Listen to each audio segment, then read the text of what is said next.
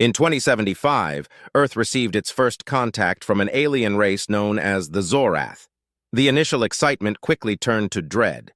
At first, the Xorath seemed friendly, presenting themselves as advanced beings with knowledge to share. They offered new technologies, cures for diseases, and solutions to environmental problems. Humanity welcomed them with open arms. But the peace was short-lived. One fateful night, the Xorath revealed their true intentions. Their ships, which had hovered peacefully above major cities, began to unleash destruction. The once friendly visitors turned into relentless invaders. Cities fell within hours, and humanity was pushed to the brink of extinction. In the midst of the chaos, Captain Sarah Mitchell found herself leading a ragtag group of survivors through the ruins of New York City. Sarah, a seasoned military officer, kept her group moving, always a step ahead of the alien patrols. Her calm demeanor and sharp instincts kept everyone focused and alive. Among the survivors was Dr. Marcus Lee, a brilliant scientist who had been working on reverse engineering the Xorath technology. Marcus was reluctant to join the fight, preferring to solve problems in a lab rather than in the field. However, the urgency of their situation left him no choice but to get his hands dirty. "Keep moving!" Sarah shouted as another building crumbled behind them. "We need to reach the subway, it's our only chance!" Marcus, panting heavily, glanced at Sarah. "Do you think we'll find more survivors there?" "That's the plan," Sarah replied, her eyes scanning the horizon for any sign of the Xorath. "We can't fight them alone. We need numbers." The group descended into the dark, musty tunnels of the subway. They moved cautiously, every sound amplified in the eerie silence. As they navigated the maze of tunnels, they stumbled upon another group of survivors huddled in an abandoned station. "Who's in charge here?" Sarah asked, her voice steady. An older man stepped forward. "That would be me. Name's Richard. We've been hiding down here since the first attack." "Good to meet you, Richard. I'm Captain Sarah Mitchell. We're organizing a resistance. We could use all the help we can get." Richard nodded. "We're in. We've got supplies and some weapons. Just tell us what to do." With more survivors joining their cause, Sarah and Marcus began to formulate a plan. They needed to find a secure location where they could set up a base of operations. The subway tunnels offered some protection, but they were too exposed and lacked essential resources. After days of scouting, they found an underground bunker that had once been a Cold War-era fallout shelter. It was well hidden, stocked with supplies, and had enough space to house a growing group of resistance fighters. As they settled into their new home, Sarah called a meeting. "We've been hit hard, but we're not beaten. We're going to fight back. The Xorath think they can conquer us easily, but they've underestimated humanity's resilience." Marcus stood up next. "I've been working on understanding their technology. We have a chance to turn their own weapons against them, but we need time and resources." Sarah nodded. "Then let's make sure you get both. We're going to start by raiding a Xorath supply depot. It's risky, but if we succeed, we'll have what we need to start fighting back." The group of survivors, now unified and determined, began to prepare for their first mission. The hope of reclaiming their world burned brightly in their hearts as they readied themselves for the challenges ahead. The survivors huddled in the underground bunker, nerves taut and eyes wide with a mix of fear and determination. Captain Sarah Mitchell stood before them, her gaze steady and reassuring. "Here's the plan," Sarah began, unrolling a crude map of the city. "We hit the Xorath supply depot at dawn. It's heavily guarded, but if we strike fast and hard, we can get what we need and be gone before they know what hit them." Dr. Marcus Lee adjusted his glasses and stepped forward. "I've analyzed their patrol patterns. We have a narrow window when their defenses are weakest. Timing is everything." The group listened intently, their resolve hardening. They knew the risks, but they also knew the stakes. Humanity's survival depended on their success. As dawn approached, the team moved out, slipping through the ruins of the city like shadows. The supply depot loomed ahead, a fortress of alien technology. Sarah gave the signal, and the assault began. "Go, go, go," she shouted, leading the charge. The battle was fierce. Blasts of alien energy lit up the pre-dawn darkness. The Xorath, caught off guard, scrambled to defend their position. Sarah and her team fought with everything they had, using guerrilla tactics to outmaneuver their technologically superior foes. "Cover me!" Marcus yelled, ducking behind a fallen pillar. He was carrying a makeshift device he'd cobbled together, a jammer designed to disrupt Xorath communications. Sarah provided cover fire, picking off Xorath soldiers with deadly precision. "Do it now, Marcus!" With a flick of a switch, Marcus activated the jammer. The air buzzed with static, and the Xorath soldiers faltered, their coordination momentarily disrupted. Seizing the advantage, the human fighters pressed forward, breaking through the enemy lines. Inside the depot, they found crates of alien weapons, supplies, and crucial intel. Sarah grabbed a handheld alien device, studying it for a moment before stuffing it into her pack. "This could be a game changer," she muttered. With their spoils in hand, the team retreated, leaving the Xorath base in disarray. Back at the bunker, the atmosphere was electric with triumph and hope. The successful raid had not only provided them with much-needed resources, but also a psychological boost. "We did it," Marcus said, a rare smile crossing his face. "We actually did it." Sarah nodded. "But this is just the beginning. We need to stay vigilant and keep pushing forward." As the resistance grew, so did the challenges. Supplies were always scarce, and tensions often flared in the close quarters of the bunker. Arguments erupted over the distribution of resources and the direction of their efforts. One night, a heated debate broke out between two factions. Richard, the older survivor who had initially welcomed Sarah's group into the subway, stood toe-to-toe with a younger, more hot-headed man named Jake. "We should be focusing on finding more food and medicine," Richard argued. "We can't fight if we're starving," Jake countered, his face flushed with anger. "What's the point of stockpiling supplies if the Xorath wipe us out? We need to hit them harder, take the fight to them."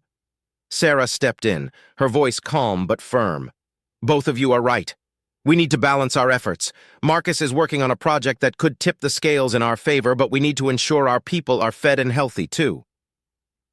Marcus glanced up from his workstation, where he was meticulously studying the alien device they had retrieved.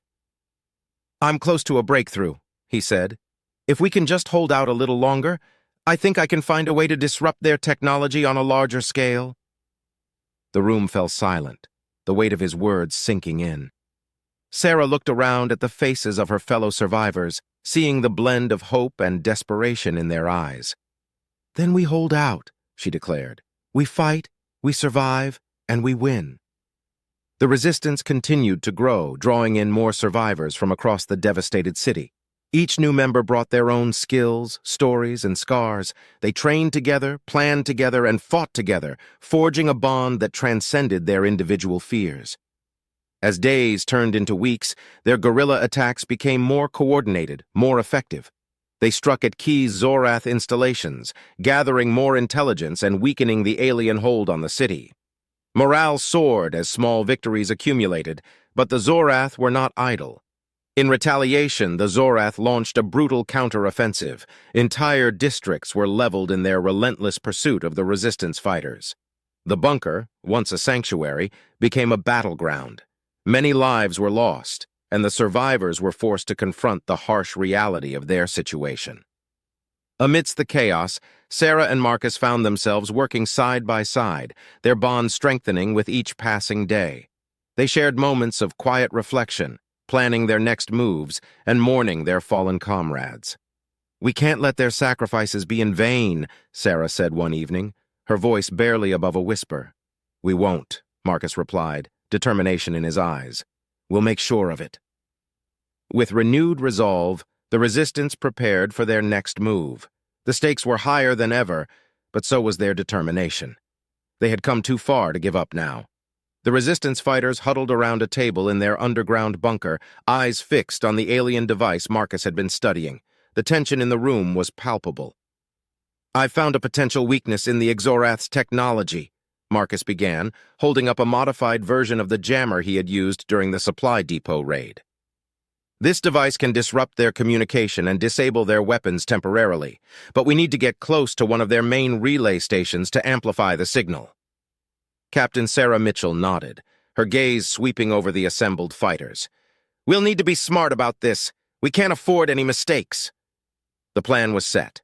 Under the cover of darkness, the resistance moved out, navigating through the rubble-strewn streets with practiced stealth. Their target was a Xorath relay station in what used to be the heart of downtown.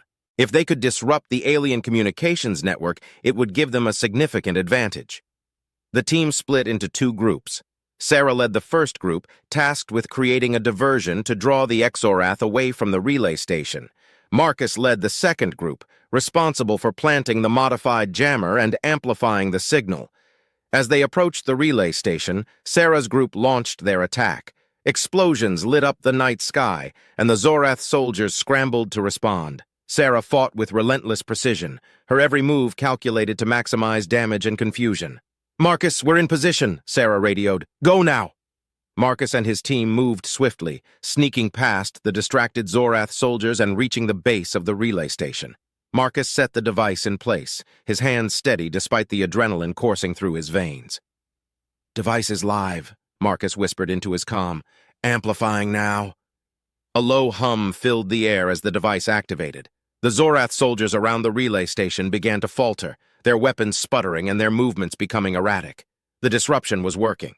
"Pull back," Sarah ordered her team, leading them to regroup with Marcus's team.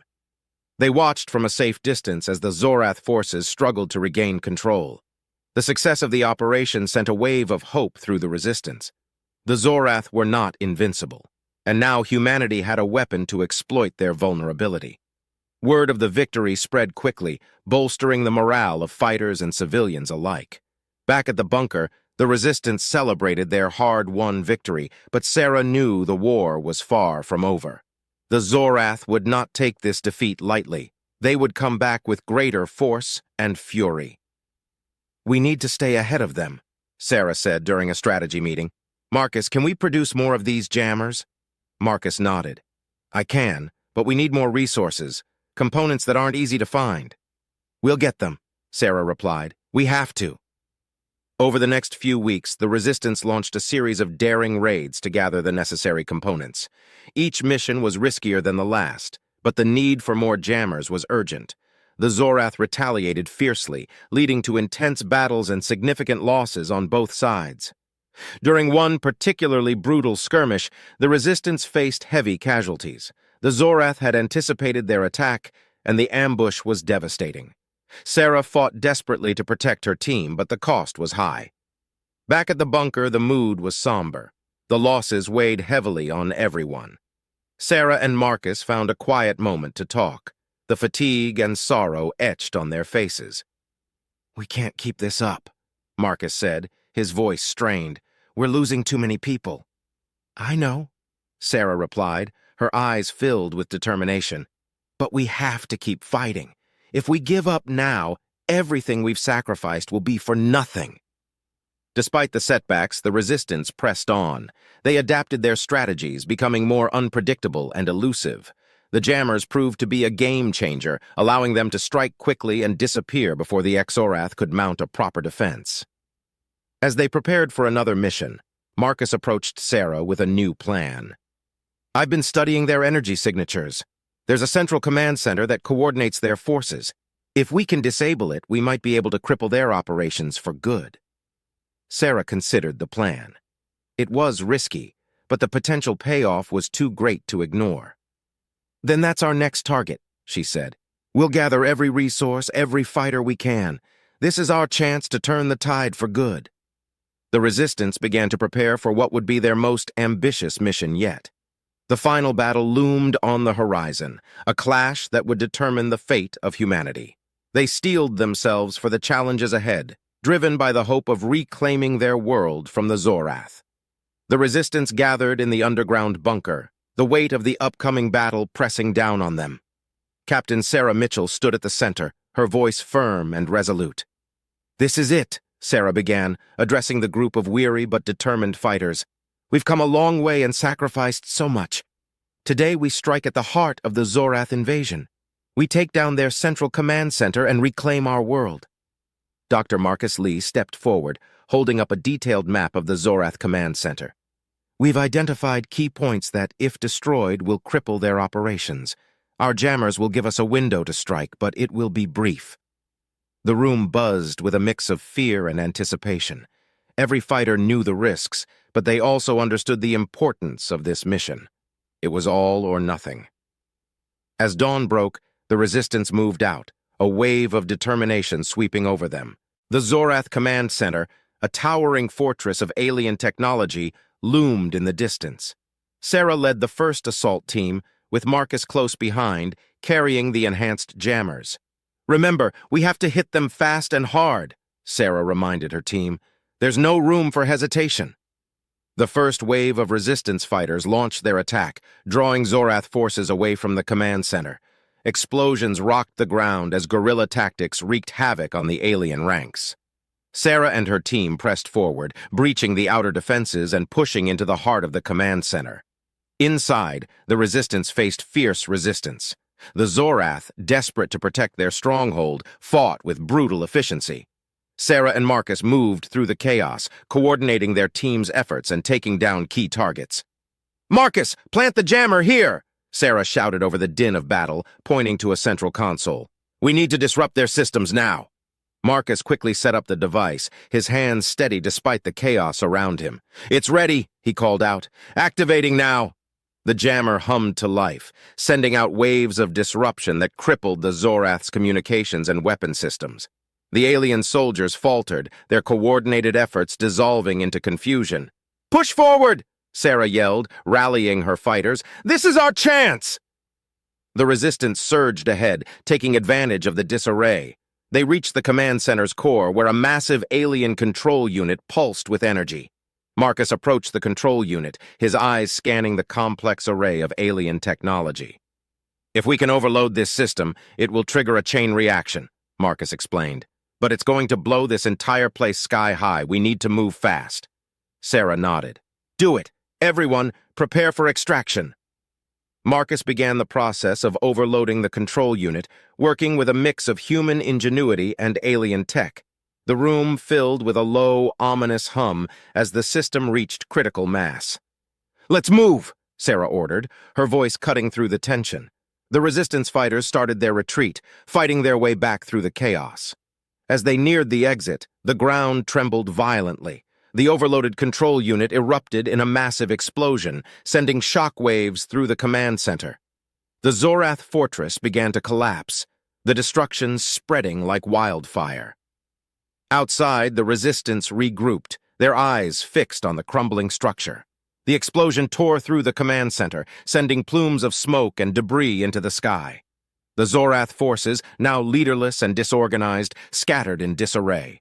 The resistance fighters cheered, the reality of their victory sinking in. They had struck a decisive blow against the Xorath, crippling their operations and reclaiming their city. Sarah and Marcus stood together, watching the flames die down. "We did it," Marcus said, a mixture of relief and disbelief in his voice. Sarah nodded, a rare smile breaking across her face. "We did. But this is just the beginning. We still have a world to rebuild." The survivors returned to their bunker, their spirits lifted by the victory but mindful of the challenges ahead.